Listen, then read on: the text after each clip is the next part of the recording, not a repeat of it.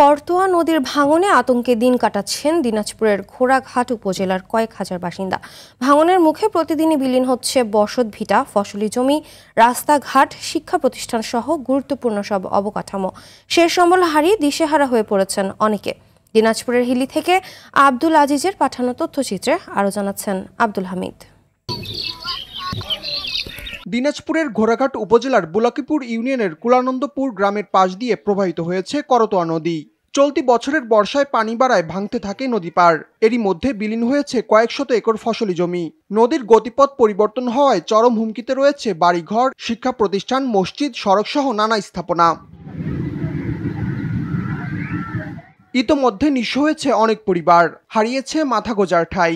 আতঙ্কে দিন কাটাচ্ছেন অন্যরাও। আমরা 2-3 বার করে বাড়িঘর সরানোরা করলাম। গরিব মানুষ আমরা কোথায় থেকে কয়বার করে বাড়িঘর গুলো সরানোরা করবো, আমরা তো আর পারতেছি না। ভাঙে চলে গেছে, অনেক বাড়িঘর ছিল, বাপ দাদার মনে করো কবরস্থান ছিল, সেটাও ভাঙে চলে গেছে।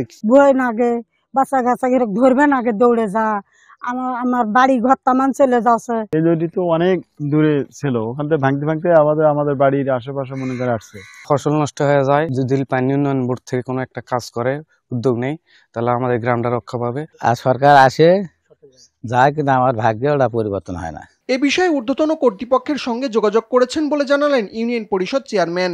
আমি নদীতে নৌকা দিয়ে ওই ভাঙনের ভিডিও করি এবং আমার ইউনো মহোদয়কে অবহিত করি, এবং ইউনো মহোদয় তাৎক্ষণিক জেলা পানি উন্নয়ন বোর্ডের সাথে কথা বলেন এবং ওনারা আশ্বস্ত করেছেন ওখানে প্রকল্পের মাধ্যমে নদী ভাঙন রোধ করবেন। নদী ভাঙন ঠেকাতে প্রশাসন দ্রুত কার্যকর পদক্ষেপ নেবে বলে প্রত্যাশা স্থানীয়দের।